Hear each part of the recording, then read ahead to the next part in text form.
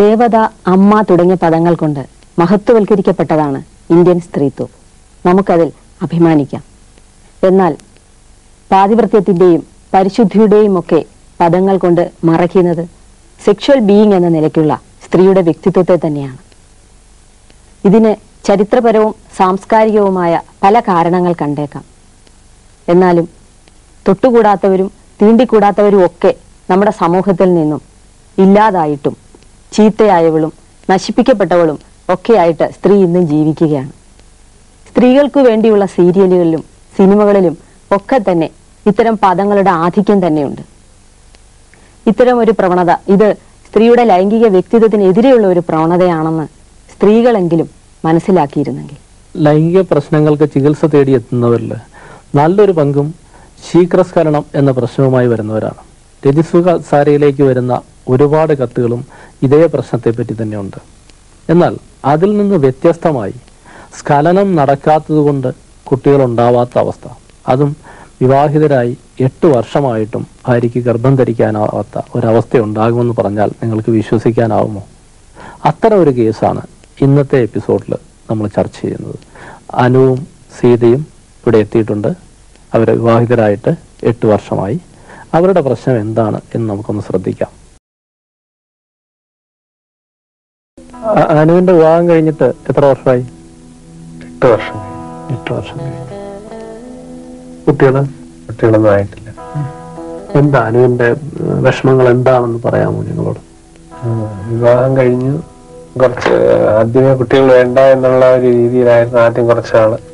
അത് കഴിഞ്ഞപ്പോ കുട്ടികൾ വേണമെന്നുള്ള താല്പര്യത്തിലായി. അങ്ങനെ വന്നപ്പോ കുട്ടികളാവുന്നില്ല എന്ന് മനസ്സിലായപ്പോ അവിടെ അടുത്തുള്ളൊരു ഗൈനക്കോളജിസ്റ്റ് ഡോക്ടറെ കണ്ടു. എത്ര നാൾ കഴിഞ്ഞു? കല്യാണം കഴിഞ്ഞ എത്ര നാൾ കഴിഞ്ഞു? 1 വർഷം കഴിഞ്ഞിട്ട് ഡോക്ടറെ കണ്ടു. അപ്പോ ഡോക്ടർ ട്രീറ്റ്മെന്റ് ചികിത്സയുടെ ആരംഭമായിട്ട് സെമൻ എടുത്ത് ടെസ്റ്റ് ചെയ്യുന്നതിനായിട്ട് എടുക്കണമെന്ന് പറഞ്ഞു. അപ്പോൾ നമുക്കത് എടുക്കാനായിട്ട് ബുദ്ധിമുട്ടായി. എന്താ എടുക്കാൻ ബുദ്ധിമുട്ടുണ്ടായിരുന്നു? സെമൻ വരുന്നില്ല, ബന്ധപ്പെടുന്നതും വരത്തില്ല, അല്ലാതെ കൈകൊണ്ട് ശ്രമിച്ചാലും വരില്ല, ശ്രമിച്ചാലും വരുന്നില്ല. അതേസമയം ഉറക്കത്തിലൊക്കെ ഇങ്ങനെ പോകാറുണ്ട്. അങ്ങനെയായിരുന്നു അവസ്ഥ. അപ്പൊ അങ്ങനെ 1-2 ഡോക്ടറെ കണ്ടപ്പോൾ അവസ്ഥയ്ക്ക് പ്രത്യേകിച്ച് മാറ്റമൊന്നും ഉണ്ടായില്ല. ഇത്തരം കാര്യങ്ങളെ പറ്റിയൊക്കെ നിങ്ങൾക്ക് വ്യക്തമായിട്ട് അറിയാമായിരുന്നു? ബന്ധപ്പെടുന്ന എങ്ങനെയാണെന്ന് അറിയില്ലായിരുന്നു. പിന്നെ കുട്ടികളുണ്ടാകാനുള്ള സമയം എപ്പോഴാ ബന്ധപ്പെടുന്നതെന്ന് അറിയത്തില്ലായിരുന്നു. അങ്ങനെ അറിയത്തില്ലായിരുന്നു. പിന്നെ പലരിൽ നിന്ന് മനസ്സിലാക്കി അങ്ങനെ ബന്ധപ്പെട്ട് നോക്കിയപ്പോഴും കുട്ടികളുണ്ടാവുന്നില്ല. അങ്ങനെയാണ് 1 വർഷം കഴിഞ്ഞപ്പോ ഡോക്ടറെ കുട്ടികളുണ്ടാവാത്ത എന്താണെന്നറിയാൻ വേണ്ടിയാ ഡോക്ടറെ കാണാൻ പോയി. ഡോക്ടറെ കണ്ടപ്പോ ഉള്ള അനുഭവം? ഡോക്ടറെ കണ്ടപ്പോഴാ ഏത് ഡോക്ടറെ? എന്ത് ഡോക്ടറെ കണ്ട്? എന്ത് സ്പെഷ്യലിസ്റ്റിന്? ആദ്യം ഗൈനക്കോളജി ഉണ്ട്. ഇത് എന്റേത് കുറെ ടെസ്റ്റ് ഒക്കെ ചെയ്ത് ബ്ലഡൊക്കെ ടെസ്റ്റ് ചെയ്തു. പിന്നീട് ഹസ്ബൻഡിന്റെ സെമൻ ടെസ്റ്റ് ചെയ്യണമെന്ന് പറഞ്ഞു. അപ്പോഴും സെമൻ എടുക്കാൻ പറ്റാത്ത ഒരവസ്ഥയാണ്. അങ്ങനെ ഞങ്ങൾ ഹോസ്പിറ്റലിൽ താമസിച്ച് ബന്ധപ്പെട്ടുകൊണ്ട് അപ്പോഴും ബന്ധപ്പെടാൻ പറ്റുന്നില്ല. ടെൻഷനായോണ്ട് ബന്ധപ്പെടാൻ പറ്റത്തില്ല. അങ്ങനെ ഒത്തിരി ട്രൈ ചെയ്തു. അപ്പോഴ് പിന്നെയും ഓരോ ഡേറ്റ് തന്നു. പിന്നെ ഹസ്ബൻഡ് പോയി സെമൻ എടുത്തു കൊടുക്കാനുള്ള, എന്നിട്ടും പറ്റുന്നില്ല. പിന്നെ വേറൊരു ഹോസ്പിറ്റലിൽ പോയി, ഇൻഫെർട്ടിലിറ്റിയില് അവിടെ പോയി. അന്നേരം ഡോക്ടർ പറഞ്ഞു സെമൻ ടെസ്റ്റ് ചെയ്യണം.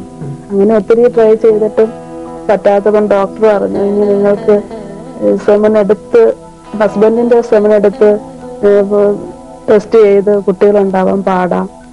അതുകൊണ്ട് വേറെ ആരുടെയെങ്കിലും ബീജം എടുത്ത് കുത്തിവെച്ച് IUI പോലെ കുത്തിവെച്ച് പ്രഗ്നൻസി കിട്ടുമെന്ന് പറഞ്ഞു. അപ്പോഴത്തേനും ഞങ്ങൾക്ക് ആകെ വിഷമമായി. ഞങ്ങള് പിന്നെ അങ്ങോട്ട് പോയിട്ടേ ഇല്ല. പിന്നെ നിർത്തിയൊക്കെയാണ് ചെയ്തത് ട്രീറ്റ്മെന്റ്. അങ്ങനെ ഡോക്ടർ പറഞ്ഞപ്പോ അനുവിന്റെ മാനസികാവസ്ഥ വലിയൊരു ബുദ്ധിമുട്ട് പോലെ തോന്നി. എന്തോ വലിയൊരു കുഴപ്പമാണിത്. അപ്പൊ ഇങ്ങനെ ഒരു രോഗമാണെന്നോ അല്ലെങ്കിൽ ഇങ്ങനെ വരാത്തൊരവസ്ഥ ഉണ്ടെന്നോ അറിഞ്ഞുകൂടായിരുന്നു. ഡോക്ടർ പറഞ്ഞ് അങ്ങനെയാണെങ്കിൽ ബുദ്ധിമുട്ടാണെന്ന് പറഞ്ഞപ്പോൾ നമുക്ക് വലിയ ബുദ്ധിമുട്ടായിട്ട് തോന്നി. നിങ്ങളുടെ ബീജം കൊണ്ടൊരു കുഞ്ഞിന് ജന്മം കൊടുക്കാൻ പറ്റില്ല എന്നുള്ള തോന്നലുണ്ടായി. അപ്പൊ അത് കഴിഞ്ഞിട്ട് പിന്നെയും കുറച്ചാള് ട്രീറ്റ്മെന്റ് ഒന്നും പോയതൊന്നുമില്ലായിരുന്നു. അത് വീണ്ടും ഒരു ഗൈനക്കോളജി ഡോക്ടറെ കണ്ടപ്പോഴാണ് ട്രീറ്റ്മെന്റ് കഴിഞ്ഞപ്പോൾ സെമൻ ഇഞ്ചെക്ട് ചെയ്ത് സിറിഞ്ച് വഴി എടുക്കാമെന്ന് അറിഞ്ഞത്. അത് കഴിഞ്ഞിട്ട് വീണ്ടും ഒരു ഡോക്ടറെ കണ്ടു.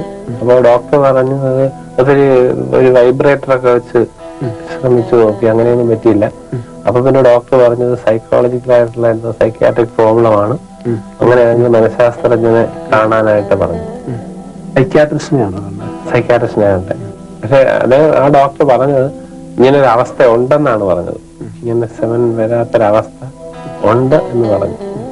അതിനുശേഷം ഇങ്ങനെ നമ്മൾ അറിഞ്ഞതനുസരിച്ച് ഇങ്ങനെ സെവൻ ഇഞ്ചക്ട് ചെയ്തെടുക്കാനുള്ള സംവിധാനം, അത് അങ്ങനൊരു സംവിധാനം ഉണ്ടെന്ന് അറിഞ്ഞ് ആ ഹോസ്പിറ്റലിൽ പോയി. ആ ഡോക്ടർ ഇങ്ങനെ തിയേറ്ററിൽ കയറ്റി സിറിഞ്ച് വഴി സെവൻ എടുത്ത് അവിടെ സൂക്ഷിച്ചിട്ടുണ്ടായിരുന്നു. അങ്ങനെ അത് ഉപയോഗിച്ച് 4 പ്രാവശ്യം IUI ചെയ്യുകയൊക്കെ ചെയ്തു.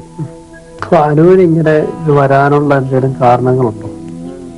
ചെറുപ്പം മുതൽ സെക്സിനോടുള്ള അപ്രോച്ച് എങ്ങനെയായിരുന്നു? അങ്ങനെ പ്രത്യേകിച്ചൊരു താല്പര്യ കുറവില്ലായിരുന്നു. അങ്ങനൊന്നും ശ്രദ്ധിച്ചിട്ടില്ല. സെക്സിലായിട്ടുള്ള കാര്യങ്ങളൊന്നും അങ്ങനെ ശ്രദ്ധിച്ചിട്ടില്ല. ലൈംഗിക കാര്യങ്ങൾ മനസ്സിലാക്കിയത് ഏത് പ്രായം? അതൊക്കെ ഈ മുതിർന്നതിന് ശേഷമാണ്. മുതിർന്ന് പറഞ്ഞാൽ ഏകദേശം എത്ര വയസ്സ്? 25 വയസ്സ് 22 വയസ്സൊക്കെ ആയതിനു ശേഷം. 22 വയസ്സിന് ശേഷമാണ് സെക്സിനെ പറ്റിയൊക്കെ മനസ്സിലാക്കി തുടങ്ങി. ഒരു 15-16 വയസ്സ് ആ പ്രായത്തിൽ കൗമാര കാലഘട്ടത്തില് കൂട്ടുകാരും ഒക്കെ ആയിട്ട് സെക്സിന്റെ കാര്യങ്ങൾ നമ്മൾ സാധാരണ ചർച്ച ചെയ്യാറില്ലേ? അങ്ങനെ സ്കൂളിൽ പഠിക്കുന്ന അങ്ങനൊന്നും ചർച്ച ചെയ്തിട്ടുണ്ടാവും. പക്ഷെ അതൊന്നും അത്ര ഗൗരവം കൊടുത്തിട്ടില്ല. ഉറക്കത്തിൽ സ്വപ്നത്തിൽ സ്ഖലനം നടന്നു പറയില്ല, അതൊക്കെ ഏത് പ്രായത്തിലാണ്? നേരത്തെ അത് കൊച്ചിലേ ഉണ്ട്. ഹൈസ്കൂളൊക്കെ കഴിഞ്ഞ് പ്രീ ഡിഗ്രി സമയപ്പോഴേ അങ്ങനെ ഉണ്ട്. അപ്പൊ അതും മനസ്സിലാക്കാൻ ശ്രമിച്ചിട്ടില്ല? ആരോടും ചോദിച്ചാൽ എന്താ ഇങ്ങനെ ഉണ്ടാവുന്നത്? ശ്രമിച്ചിട്ടില്ല. അതൊക്കെ അവഗണിച്ച് കളയാ. വിവാഹത്തിന് ശേഷം എപ്പോഴാണ് ഇത് മനസ്സിലാവുന്നത് സ്ഖലനം നടക്കേണ്ടത് ആവശ്യമാണെന്നുള്ളത്? കല്യാണം കഴിഞ്ഞതിന് ശേഷമാണ്. കല്യാണം കഴിഞ്ഞതിന് ശേഷമാണ് മനസ്സിലായത്. നമ്മളോടൊപ്പം ഡോക്ടർ സാം എബ്രഹാം കൂടി എത്തിയിട്ടുണ്ട്. ഇദ്ദേഹം ചങ്ങനാശ്ശേരിയിലുള്ള അബ്രഹാം ഇൻഫെർട്ടിലിറ്റി റിസർച്ച് സെന്ററിലെ ഡോക്ടറാണ്. ചർച്ചയിലേക്ക് കടക്കാം. ഡോക്ടർ, നമ്മുടെ ഇന്ന് കേട്ട കേസില് എന്താണ് ശരിക്കും അവരുടെ പ്രോബ്ലം? എങ്ങനെയാണ് ഡോക്ടർ അത് വിശകലനം ചെയ്യുന്നത്? ഇന്ന് ഈ കണ്ട കേസിലുള്ള പ്രശ്നം ഓർഗാസ്മിക് ഡിസ്ഫങ്ഷൻ എന്ന് പറയും. ഇതിന് ഇജാക്കുലേറ്ററി ഇൻകോമ്പീറ്റൻസ്, റിട്ടാർഡഡ് ഇജാക്കുലേഷൻ എന്നൊക്കെ മുൻപ് പറഞ്ഞു വന്നിരുന്നു. അപ്പൊ ഇതിലുള്ള പ്രോബ്ലം എന്താണെന്ന് ചോദിച്ചാൽ ശുക്ലസ്ഖലനം നടക്കാതെ വരുന്ന അവസ്ഥ. വ്യക്തി എത്ര ശ്രമിച്ചാലും, സ്വയംഭോഗം ചെയ്താലും, അല്ലെങ്കിൽ ഭാര്യയുമായിട്ട് ഏറെ നേരം ബന്ധത്തിൽ ഏർപ്പെട്ടാലും ഒന്നും സ്ഖലനം സംഭവിക്കാത്ത ഒരവസ്ഥയാണ്. ഇത് മനസ്സിലാക്കണമെങ്കിൽ നമ്മൾ ഈ ശുക്ലസ്ഖലനം നടക്കുന്ന പ്രോസസ്സ് എന്താണെന്ന് കൂടി അറിഞ്ഞിരിക്കുന്നത് നല്ലതാണ്. ലിംഗോദ്ധാരണം ഉണ്ടാവുമ്പോൾ ലിംഗത്തിനകത്തുള്ള കോർപ്പസ് കാവർണോസ എന്ന് പറയുന്ന 2 രക്തക്കുഴലുകളുണ്ട്. ആ രക്തക്കുഴലുകളിലേക്ക് ആദ്യമായിട്ട് രക്തം കയറി നിറയുമ്പോഴാണ് ഉദ്ധാരണം ഉണ്ടാവുന്നത്. ഈ ഉദ്ധാരണം ഉണ്ടായതിനു ശേഷം ഇതാണ് നമ്മുടെ വൃഷണങ്ങളിൽ നിന്ന്, ടെസ്റ്റിക്കിൾസ് വൃഷണങ്ങളിൽ നിന്ന് ബീജവാഹിനിക്കുഴൽ, വാസ് ഡിഫറൻസ് എന്ന് പറയുന്ന ഈ ബീജവാഹിനിക്കുഴൽ വഴി മുകളിലേക്ക് കയറിയിട്ട് സെമിനൽ വെസിക്കിൾ എന്ന് പറയുന്ന ഗ്രന്ഥിയിലേക്ക് എത്തുന്നു. അതാണ് ഈ ചിത്രത്തിൽ നമ്മൾ കാണുന്നത്. സെമിനൽ വെസിക്കിൾ എന്നുള്ള ഗ്രന്ഥിയിൽ എത്തിയതിനു ശേഷം അവിടുന്ന് ക്രമേണ അത് സെമിനൽ വെസിക്കിളിന്റെ ഫ്ലൂയിഡുമായിട്ട് ഒത്തുചേർന്നിട്ട് പ്രോസ്റ്റേറ്റ് ഗ്രന്ഥിയിലേക്ക് ഒഴുകി വരും. ഇത് 2 ഘട്ടത്തിലായിട്ടാണ് നടക്കുന്നത്. എമിഷൻ, ഇജാക്കുലേഷൻ എന്ന് പറയുന്ന 2 ഘട്ടമാണ്. എമിഷന്റെ ഘട്ടത്തിലാണ് ബീജം വാസ് ഡിഫറൻസ് വഴി മുകളിലേക്ക് കയറി സെമിനൽ വെസിക്കിളിൽ എത്തുന്നത്. ഇപ്പോൾ നീല നിറത്തിൽ കാണുന്നത് സെമിനൽ വെസിക്കിളാണ്. അവിടെ നിന്നുള്ള ഫ്ലൂയിഡും ചേർന്നിട്ട് ഇതാണ് പ്രോസ്റ്റേറ്റ് ഗ്രന്ഥിയിലേക്ക് അത് ഒഴുകി ഇറങ്ങുകയാണ്. അതിനുശേഷം ലിംഗത്തിന്റെ ബേസിലുള്ള യുറീത്രയുടെ ബേസിൽ ഇതെല്ലാം കൂടെ കളക്ട് ചെയ്തിരിക്കുകയാണ്. അത് കഴിഞ്ഞിട്ട് അവിടുന്ന് 0.8 സെക്കൻഡുള്ള ഓരോ മസ്കുലാർ കൺട്രാക്ഷൻസ് വരുന്നുണ്ട്. റിഥമിക് മസ്കുലാർ കൺട്രാക്ഷൻസ് വഴി ഇത് ലിംഗത്തിൽ നിന്ന് പുറത്തേക്ക് തള്ളപ്പെടുകയാണ്. അപ്പോൾ ഇങ്ങനെയാണ് സ്ഖലനം നടക്കുന്നത്. ഈ സ്ഖലനം നടക്കുന്നത് 0.8 സെക്കൻഡുള്ള മസ്കുലാർ കൺട്രാക്ഷൻസ് യുറീത്രയ്ക്കകത്ത് നടക്കുന്നുണ്ട്. ആ കൺട്രാക്ഷൻ വഴി ഈ ഫ്ലൂയിഡിനെ എല്ലാം കൂടെ തള്ളി പുറത്തേക്ക് കൊണ്ടുവരികയാണ്. ഒരു 18 വയസ്സുള്ള കുട്ടിയിലാണെങ്കിൽ സ്ഖലനം നടക്കുമ്പോൾ ഇതൊരു 12 മുതൽ 20 സെന്റിമീറ്റർ ദൂരത്തിലേക്ക് വന്ന് വീഴാൻ മാത്രം ശക്തിയോടെയാണ് പുറത്തേക്ക് വമിക്കുന്നത്. അതൊരു 70 വയസ്സൊക്കെ ആകുമ്പോഴേക്കും പുരുഷൻ 70 വയസ്സാകുമ്പോഴേക്കും ഒഴുകി പുറത്തേക്ക് വരുന്ന അവസ്ഥയിലേക്ക് എത്തുന്നു. അപ്പോൾ ഈ സംഭവം നടക്കുന്നില്ല, അതാണ് ഈ വ്യക്തിയുടെ പ്രശ്നം. ശുക്ലസ്ഖലനം നടക്കുന്നില്ല. അതേസമയം ആ വ്യക്തിക്ക് രാത്രിയിൽ ഉറക്കത്തിൽ അറിയാതെ സ്ഖലനം സംഭവിക്കുന്നുണ്ട്. എന്നാൽ ബന്ധത്തിന്റെ സമയത്തോ പുള്ളി ഉണർന്നിരിക്കുന്ന അവസരത്തിലോ ഒരിക്കലും ഇത് നടക്കുന്നില്ല. അതുകൊണ്ട് തന്നെ ഭാര്യ ഗർഭം ധരിച്ചിട്ടില്ല. അതൊരു വന്ധ്യതയുടെ പ്രശ്നമായിട്ട് മാറിയിരിക്കുന്നു. അതാണ് ഇവിടെ സംഭവം. അവർ പല ട്രീറ്റ്മെന്റും ടെസ്റ്റും ഒക്കെ നടത്തിയിട്ടാണല്ലോ അവർ പിന്നീട് ഇത് മനസ്സിലാക്കുന്ന യഥാർത്ഥ റീസൺ. അപ്പൊ ആദ്യം വരുമ്പോ തന്നെ ഇവരുടെ പ്രോബ്ലം എന്താണെന്ന് മനസ്സിലാക്കാൻ പറ്റില്ലേ? നമുക്ക് മനസ്സിലാക്കാൻ പറ്റും. ഈ കേസിൽ തന്നെ ഹസ്ബൻഡിന് സമയം എടുക്കാനായിട്ട് ബുദ്ധിമുട്ടുണ്ട് എന്ന് നമുക്ക് മനസ്സിലായി. നമ്മൾ അവരുടെ അടുത്ത് വെച്ചില്ല, നമ്മൾ അവർ റീഅഷുറൻസ് കൊടുക്കും. ഇങ്ങനെ നമ്മളവരെ ധൈര്യപ്പെടുത്തും. അവർ പറയും ഇങ്ങനെ നിങ്ങൾക്ക് മാത്രമല്ല ആദ്യത്തെ വിസിറ്റിൽ എടുക്കാനായിട്ട് ബുദ്ധിമുട്ടുണ്ടാകാറുണ്ട്. അപ്പൊ ആദ്യത്തെ പരിശോധന തന്നെ എടുക്കാൻ പറ്റില്ല എന്ന് പറയുമ്പോൾ രണ്ടുപേരും ഒരു വിഷമത്തോടെ ആയിരിക്കും നമ്മളെ സമീപിക്കുന്നത്. നമ്മളവരെ അവർക്ക് ധൈര്യം കൊടുക്കും. നമ്മൾ അവരോട് പറയുന്നത് ആദ്യത്തെ വിസിറ്റിൽ എടുക്കാൻ പറ്റില്ല എന്ന് പറഞ്ഞിട്ട് ഒരു പ്രധാന കാരണം ഒരു ഹോസ്പിറ്റൽ സെറ്റപ്പാണ്. ഹോസ്പിറ്റലിലെ മുറിയിൽ താമസിച്ചിട്ട് ഇങ്ങനെ പ്രക്രിയകൾ ഏർപ്പെടുത്ത് എടുക്കാൻ പറഞ്ഞ വിഷമാണ്. അതിൻ്റെതായ ബുദ്ധിമുട്ടുണ്ട്. നമ്മൾ അവരുടെ ആ ബുദ്ധിമുട്ടുകൾ മനസ്സിലാക്കിയിട്ട് നമ്മൾ അവരുടെ അടുത്ത വിസിറ്റിന് എടുത്താൽ മതി എന്ന് പറഞ്ഞൊരു അടുത്ത വിസിറ്റിലേക്ക് നമ്മൾ അവരെ ക്ഷണിക്കുകയാണ് ചെയ്യുന്നത്. അടുത്ത വിസിറ്റിലും അവർക്ക് എടുക്കാൻ സാധിക്കുന്നില്ല എങ്കിൽ നമ്മൾ അവർക്ക് ഒരു ഹോസ്പിറ്റൽ റൂമോ അങ്ങനെ മറ്റുള്ളവർ ഡിസ്റ്റർബ് ചെയ്യാത്ത റൂം നമ്മൾ കൊടുക്കും. അന്ന് അവർക്ക് പറ്റുന്നില്ല. തുടരെ ഇത് വരുമ്പോഴത്തേക്കും നമുക്ക് മനസ്സിലാവും ഇതിന് അടിയിൽ എന്തെങ്കിലും ഒരു പ്രശ്നം ഉണ്ട് എന്ന് നമുക്ക് വളരെ വ്യക്തമായിട്ട് അറിയാൻ സാധിക്കും. പിന്നെ മറ്റൊരു മാർഗമല്ല, നമ്മൾ പോസ്റ്റ് കോയിറ്റൽ ടെസ്റ്റ് നടത്തി നോക്കാറുണ്ട്. അത് ഡോക്ടർ ഒന്ന് വിശദീകരിക്കാമോ? അതിന്റെ പ്രൊസീജിയർ എങ്ങനെയാണെന്നുള്ളത്. അന്തർപാന സമയത്ത് സ്ത്രീയുടെ ഗർഭാശയഭോമത്തിലാണ് നമ്മൾ സെർവിക്സ് എന്ന് പറയുന്നത്. സെർവിക്സിലെ ഗ്രന്ഥിയിൽ നിന്ന് അമിതമായ സ്രവം വരും. യോനിഭവം നനഞ്ഞിരിക്കും. പലപ്പോഴും സ്ത്രീകൾക്ക് തന്നെ ഇത് മനസ്സിലാക്കാനായിട്ട് സാധിക്കും. രക്തത്തിലെ ഈസ്ട്രോജന്റെ അളവിനെ ബന്ധപ്പെടുത്തിയാണ് ഈ സ്രവം വരുന്നത്. കണക്ക് പറയുകയാണെങ്കിൽ ഒരു 200 പൈക്കോഗ്രാം പെർ ml ഈസ്ട്രോജൻ ഉണ്ടെങ്കിൽ, ഈസ്ട്രോഡയൽ ഉണ്ടെങ്കിൽ യോനിഭവത്തിൽ നനവ് വരും. അപ്പം ഈ സമയത്ത് നമ്മൾ അവരോട് ലൈംഗിക ബന്ധത്തിൽ ഏർപ്പെട്ടിട്ട് വരാൻ ആവശ്യപ്പെടുകയാണ് ചെയ്യുന്നത്. സാധാരണ ഒരു 8 മണിക്കൂറിനുള്ളിലാണ് ഇത് ചെയ്യേണ്ടത്. ഇവിടെ നമ്മൾ സമയത്തിന് അധികം നിഷ്കർഷ പാലിച്ചു കഴിഞ്ഞാൽ ചിലർക്ക് ആ സമയത്ത് ബന്ധപ്പെടാനായിട്ട് ബുദ്ധിമുട്ടുണ്ടാവും. എന്നിട്ട് അവർ ലൈംഗിക ബന്ധത്തിൽ ഏർപ്പെട്ടിട്ട് വന്നു കഴിയുമ്പോൾ നമ്മൾ നേരത്തെ പറഞ്ഞ പോലെ യൂട്രസിന്റെ മുഖഭാഗത്തുള്ള സ്രവത്തിൽ നിന്ന് നമ്മൾ ആ സ്രവം എടുത്ത് മൈക്രോസ്കോപ്പിന്റെ അടിയിൽ പരിശോധിക്കുമ്പോൾ പുരുഷ ബീജാണുക്കളുടെ ചലനശേഷി നാം നോക്കുകയാണ് ചെയ്യുന്നത്. പുരുഷ ബീജാണുക്കൾ അവിടെ എത്തിയിട്ടുണ്ടോ?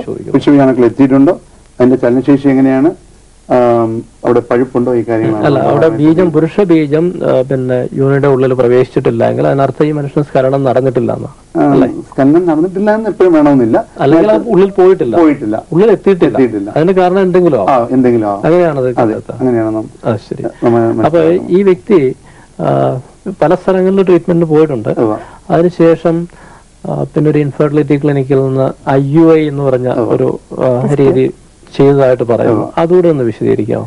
IUI എന്ന് പറയുന്നത് നമ്മളെ ബീജം നമ്മളെ പ്രത്യേകമായ അണുവിമോചനമായ കണ്ടെയ്നർ നമ്മൾ എടുത്ത് പ്രത്യേക ലൈനിൽ എടുക്കുന്ന പ്രോസസിനെ പറ്റി പലരും ചോദിക്കാറുണ്ട്. എങ്ങനെയാണ് ബീജം ആസ്പിറേറ്റ് ചെയ്തെടുക്കുന്നുള്ളത്?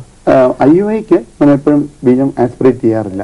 നമ്മൾ അവരുടെ സ്വയംഭവം വഴി തന്നെ ഈ കേസിൽ സ്വയംഭവം വഴി കളക്ട് ചെയ്യാനായിട്ട് സാധിക്കുന്നില്ല. അതാണ് പ്രശ്നം. അങ്ങനെയുള്ള കേസിൽ നമുക്ക് എന്ത് ചെയ്യാൻ പറ്റും? സാധിക്കുന്നില്ല എങ്കിൽ നമ്മുടെ മണിയുടെ അവിടുന്ന് കൃഷ്ണങ്ങളിൽ നിന്ന് ബീജം സ്റ്റോർ ചെയ്യപ്പെടുന്ന എപ്പിഡൈഡിമസ് എന്ന ഭാഗത്തു നിന്ന് നാം ബീജം നമ്മളെ ആസ്പിറേറ്റ് ചെയ്യാൻ എടുക്കാനാണ് ശ്രമിക്കുന്നത്. അതെ, നമ്മളത് തിയേറ്ററിൽ വെച്ചുള്ള ഒരു പ്രൊസീജിയറാണ്. സ്റ്റെറൈൽ രോഗാണുബാധ വിമുക്തമായ ഒരു സാഹചര്യത്തിൽ വേണം നമ്മൾ ചെയ്യാനായിട്ട്. നമുക്കത് നേരത്തെ സൂചി എപ്പിഡൈഡിമസിലേക്ക് നേരിട്ട് കടത്തി നമുക്ക് അവിടുന്ന് അതിന് പ്രത്യേക ലൈനിയുണ്ട്. ബീജാണുക്കൾക്ക് കേടുപാട് വരാത്ത ലൈനിൽ നാം ബീജം എടുക്കാം. അതിനാണ് നമ്മൾ പീസ എന്ന് പറയുന്നത്. പെർക്യൂട്ടേനിയസ് എപ്പിഡൈഡിമസ് സ്പെർം ആസ്പിറേഷൻ എന്നാണ് പറയുന്നത്. എന്നാൽ അങ്ങനെ എല്ലാ കേസിലും നമുക്ക് കിട്ടാത്ത അവസരത്തിൽ നമ്മൾ തിയേറ്ററിൽ കൊണ്ടുപോയി ഡക്ട് ഓപ്പൺ ചെയ്ത് നമ്മൾ അതിനെ ആസ്പിറേറ്റ് ചെയ്ത് അതിനാണ് മീസ എന്നും പറയുന്നത്. IUI എന്ന പ്രക്രിയക്ക് ഇതിന്റെ ആവശ്യമില്ല. ബീജം എടുക്കാൻ പറ്റാത്തവർക്ക് മാത്രമേ ഈ പ്രക്രിയ ആവശ്യമുള്ളൂ. ഇപ്പൊ ഇത്തരം ടെസ്റ്റുകൾക്കും ട്രീറ്റ്മെന്റിനും ഒക്കെ വളരെ ചിലവേറിയതാണോ ഇതിന്റെ ചികിത്സാ രീതി? ഇല്ല, സാധാരണക്കാർക്ക് താങ്ങാവുന്ന ചിലവുകളേ ഉള്ളൂ. ശരി ഡോക്ടർ, നമ്മുടെ ഈ കേസിൽ എന്താണ് ഇതിന്റെ നമ്മള് ഇതിനെക്കുറിച്ച് ഇതിന്റെ ഒരു നമ്മുടെ കേസിലുള്ള കാരണം എന്താണെന്നുള്ളത്? ഇതിന്റെ കാരണം ഇപ്പോൾ ചെറുപ്പകാലം തൊട്ട് ഈ വ്യക്തിയെ നോക്കിക്കഴിഞ്ഞാൽ ഏതാണ്ട് കുറേയധികം അന്തർമുഖ വ്യക്തിത്വമുള്ള ആളായിരുന്നു. വലിയധികം മനുഷ്യരുമായിട്ട് സമ്പർക്കമില്ലായിരുന്നു. അതിനേക്കാൾ ഉപരി പഠിച്ചിരുന്ന കാലം തൊട്ട് ലൈംഗിക കാര്യങ്ങൾക്ക് വലിയ പ്രാധാന്യം കൊടുത്തിരുന്നില്ലെന്നാണ് പറഞ്ഞത്. മറ്റു കൂട്ടുകാരുമായിട്ടൊന്നും ലൈംഗിക കാര്യങ്ങളെപ്പറ്റി ചർച്ച ചെയ്തിരുന്നില്ല. ജീവിതത്തിൽ ഒരിക്കൽ പോലും സ്വയംഭോഗം ചെയ്യാത്ത വ്യക്തിയാണ്. അതാണ് ഏറ്റവും പ്രധാനപ്പെട്ട ഒരു കാര്യം. എല്ലാവരും സ്വയംഭോഗത്തെ കുറ്റപ്പെടുത്തുന്നു, പാപമാണ്, തെറ്റാണെന്നൊക്കെ പറയുന്നു. അങ്ങനെ അത് പാപമാണെന്നും തെറ്റാണെന്നും വിശ്വസിക്കുന്ന ആൾക്കാരിലാണിത് ഏറ്റവും കൂടുതലായിട്ട് കണ്ടുവരുന്നത്. അപ്പോൾ അതിന് പറയുകയുണ്ടായി, ഒരിക്കൽ പോലും ഇത് ചെയ്തിട്ടില്ല. എന്തുകൊണ്ടാണ്? കുറ്റബോധങ്ങൾ തെറ്റാണെന്ന് തോന്നിയുകൊണ്ട്? അതൊന്നും അല്ല, അങ്ങനത്തെ സാഹചര്യം ഉണ്ടായിട്ടില്ല, ചെയ്തിട്ടില്ല. അപ്പൊ കൗമാരപ്രായത്തില് അന്തസ്രാവി ഗ്രന്ഥികളുടെ പ്രവർത്തനം മൂലം സെക്സിനെ പറ്റിയുള്ള അറിവും ഓപ്പോസിറ്റ് സെക്സിൽപ്പെട്ട ആൾക്കാരോടുള്ള താല്പര്യമൊക്കെ വരേണ്ടതായ ഒരു സമയത്ത് അദ്ദേഹത്തിന് അതൊന്നും പൊതുവെ കുറവായിരുന്നു. അല്ലെങ്കിൽ എന്തുകൊണ്ടും അത് അവഗണിക്കപ്പെട്ടു. ഇങ്ങനെ അവഗണിക്കപ്പെടുന്നതിന് അല്ലെങ്കിൽ താല്പര്യം കാണിക്കാത്തതിന് പല കാരണങ്ങളുണ്ടാവാം. ഒന്ന്, ജനിച്ചു വളരുന്ന കുടുംബാന്തരീക്ഷത്തിന്റെ പ്രത്യേകതകൾ. അത് പ്രധാനമായിട്ട് ഒരു വളരെ റിലീജിയസ് ഓർത്തഡോക്സ് ഫാമിലിയിൽ ജനിച്ച വ്യക്തിയാണ്. ഇതൊക്കെ തെറ്റാണ്, പാപമാണ്, അങ്ങനെ കരുതുന്ന വ്യക്തികളാവുമ്പോൾ ഇതൊരു നല്ല കുട്ടിയാണ്, സെക്സിന്റെ കാര്യം പറയാറുമില്ല, കേൾക്കാറുമില്ല, പെണ്ണുങ്ങളെ നോക്കാറ് പോലും ഇല്ല, ആ ഒരു രീതിയിൽ വളരുന്ന കുട്ടികളുണ്ടല്ലോ, അവർക്ക് ഇങ്ങനെയുള്ള പ്രശ്നങ്ങൾ ഉണ്ടാവാനുള്ള സാധ്യത കൂടുതലാണ്. മറ്റൊന്ന്, ചെറുപ്പത്തിൽ എപ്പോഴെങ്കിലും സ്വയംഭോഗം ചെയ്യുന്ന അവസരത്തിൽ ആരെങ്കിലും പേരൻസോ ടീച്ചേഴ്സോ ആരെങ്കിലും കണ്ടുപിടിച്ചു എന്നിരിക്കട്ടെ, കണ്ടുപിടിച്ചു കഴിഞ്ഞിട്ട് പറയാണ്, നീ ചെയ്തത് വല്ലാത്ത തെറ്റാണ്, മഹാപാപമാണ്, കുടുംബാതകമാണ് എന്നൊക്കെ പറഞ്ഞിട്ട് ഇവരെ ആക്ഷേപിക്കുകയും കുറ്റപ്പെടുത്തുകയും ചെയ്യുന്നു. അപ്പോൾ ഒരു ബാഡ് ബോയ് കൺസെപ്റ്റ് അവരുടെ മനസ്സിലുണ്ടാവുകയാണ്. ഇതുമായിട്ട് റിലേറ്റഡ് ആയിട്ട് സ്വയംഭോഗം പാപമാണ്, തെറ്റാണ്, ഇപ്പൊ ഇജാക്കുലേഷൻ നടക്കുന്നത് തന്നെ തെറ്റാണെന്നുള്ളൊരു സങ്കല്പം മനസ്സിലുണ്ടാവുന്നു. അതിന്റെ ഫലമായിട്ടുണ്ടാവുന്ന മനസ്സിലുണ്ടാവുന്ന ചില പ്രക്രിയകളാണ് ഈ പ്രശ്നത്തിന് കാരണമായി തീരുന്നത്. അങ്ങനെ പല കാരണങ്ങൾ കൊണ്ടും ഇത് വരാം. ട്രീറ്റ്മെന്റിന്റെ ഒരു രീതി എങ്ങനെയാണ്? ഇതിന്റെ ട്രീറ്റ്മെന്റില് ഒന്ന്, ഇത് ഈ സമയത്തുള്ള സെൻഷ്വൽ പ്ലഷർ, സ്പർശന സുഖം കുറയുന്നുണ്ട് വ്യക്തിക്ക്. അപ്പൊ ആ സ്പർശന സുഖം കൂട്ടാനുള്ള മാർഗങ്ങൾ അവർ തന്നെ ചെയ്യാവുന്നതല്ല. ഒന്ന്, അവർക്ക് ഇതിനെപ്പറ്റി കാര്യമായ അറിവ് വേണം. ഇജാക്കുലേഷന്റെ പ്രോസസ് എന്താണെന്നുള്ളത് മനസ്സിലാക്കുക. അതിനെ തടസ്സപ്പെടുത്താനായിട്ട് ഇടയ്ക്ക് വേറൊന്നുമില്ല. അതില്ലാന്ന് പറയാനുള്ളൊരു കാരണം, രാത്രിയിൽ ഉറങ്ങുന്ന സമയത്ത് അനുവനസ്കരണം നടന്നിരുന്നു. അപ്പോൾ ഉറങ്ങുന്ന സമയത്ത് സ്ഖലനം നടക്കുന്നെങ്കിൽ അതിനർത്ഥം ഈ ഇജാക്കുലേഷൻ നടന്നു പോരുന്ന ഡക്റ്റിലൊന്നും യാതൊരു തടസ്സങ്ങളും ഇല്ല എന്നുള്ളതുകൊണ്ട് അയാൾക്ക് physically is a normal person, but mentally is not able to. പ്രശ്നം മാനസികമാണെന്നുള്ളത് നമ്മൾ ഉറപ്പുവരുത്തുന്നു. അപ്പോൾ അങ്ങനെയുള്ള കണ്ടീഷനിൽ കാരണങ്ങളിലേക്ക് പോവുകയും വിദ്യാഭ്യാസം കൊടുക്കുക, ലൈംഗിക വിദ്യാഭ്യാസം കൊടുക്കുക, ഈ പ്രോസസ് എന്താണെന്ന് വ്യക്തമായിട്ട് മനസ്സിലാക്കി കൊടുക്കുക. പിന്നെ ചിലർക്ക് ഈ അവരുടെ പേഴ്സണാലിറ്റിയുടെ പ്രത്യേകതകൾ കൊണ്ട് തന്നെ വേണ്ട സ്റ്റിമുലേഷൻ കിട്ടുന്നില്ലായിരിക്കാം. ആ സ്റ്റിമുലേഷൻ കൂട്ടുക എന്നുള്ളൊരു ആസ്പെക്റ്റാണ്. മറ്റൊന്ന്, ചില ആൾക്കാർക്ക് കുറച്ചൊരു ഭാവന മനസ്സിലേക്ക് കൊണ്ടുവന്നു കഴിഞ്ഞാൽ, ഭാവനയുടെ സഹായം, ഫാന്റസി ഈസ് ദ ബെസ്റ്റ് അഫ്രോഡിസിയാക്ക് എന്ന് പറയും. ലോകത്തിൽ ഏറ്റവും നല്ല ഉത്തേജക മരുന്നെന്ന് പറയുന്നത് ഫാന്റസി തന്നെയാണ് നമ്മുടെ.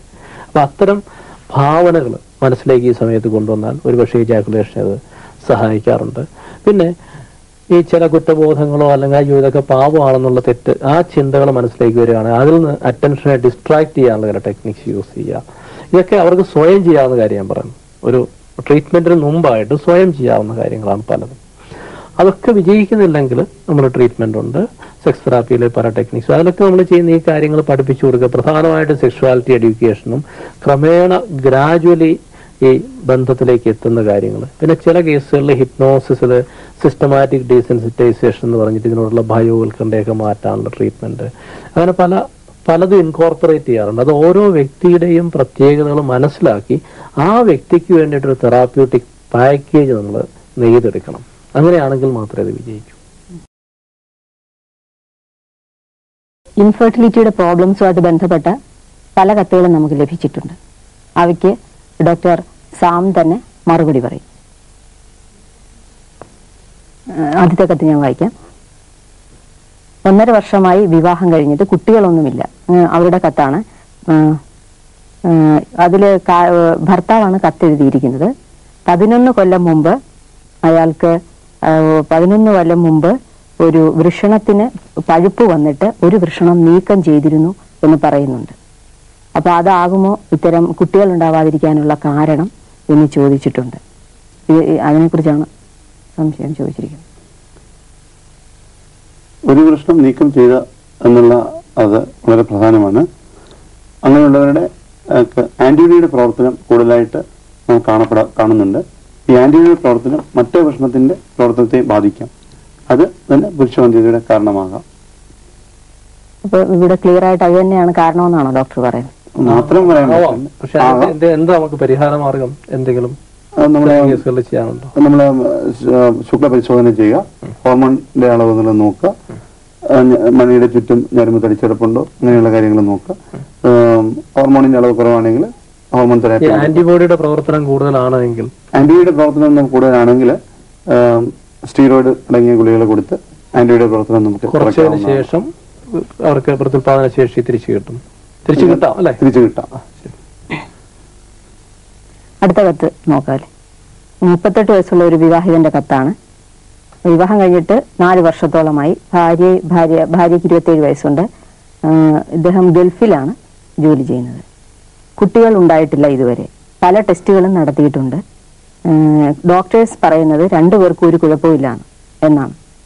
ഇത് പ്രായത്തിന്റെ എന്തെങ്കിലും പ്രശ്നമാണോ എന്ന് ചോദിച്ചിട്ടുണ്ട്. 38 വയസ്സുള്ള ആളായതുകൊണ്ട്. അതുപോലെ ഇദ്ദേഹം ഒരു കാര്യം പറയുന്നത് 1 മണിക്കൂറിൽ 10 പ്രാവശ്യമെങ്കിലും മൂത്രം പോകുന്നുണ്ട് എന്നാണ്. അപ്പൊ അതെന്തെങ്കിലും ഇതിന് കാരണമാകുമോ കുട്ടികൾ ഉണ്ടാകാത്തതിന് എന്നും ചോദിച്ചിട്ടുണ്ട്. പുരുഷന്മാരുടെ പ്രായവും പുരുഷവന്ധ്യതയുമായിട്ട് ഒരു ഡയറക്റ്റ് റിലേഷൻഷിപ്പ് ഇല്ല. ഇദ്ദേഹത്തിന് ഇങ്ങനെ മൂത്രം എത്ര തവണ പോകുന്നുള്ളത് വളരെ പ്രധാനമാണ്.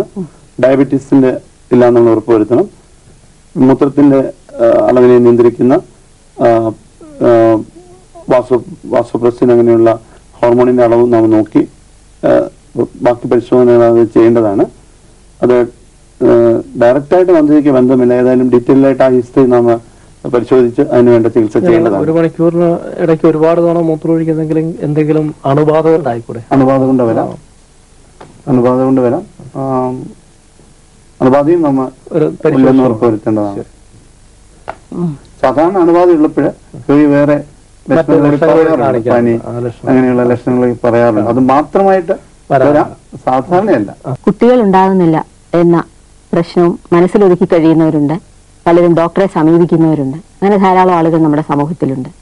ഇങ്ങനെ ഈ പ്രശ്നത്തിന് പിന്നിൽ എന്തെല്ലാമാണ് റീസൺസ് എന്നതിനെ കുറിച്ച് അധികമാർക്കും ഒരു ധാരണ ഉണ്ടായിരിക്കില്ല. ഇന്ന് നമ്മൾ നടത്തിയ ഈ ചർച്ചയിലൂടെ അത്തരം ഒരു ധാരണ ഉണ്ടാക്കാൻ കഴിഞ്ഞിട്ടുണ്ടെങ്കിൽ ഞങ്ങൾക്ക് സന്തോഷം.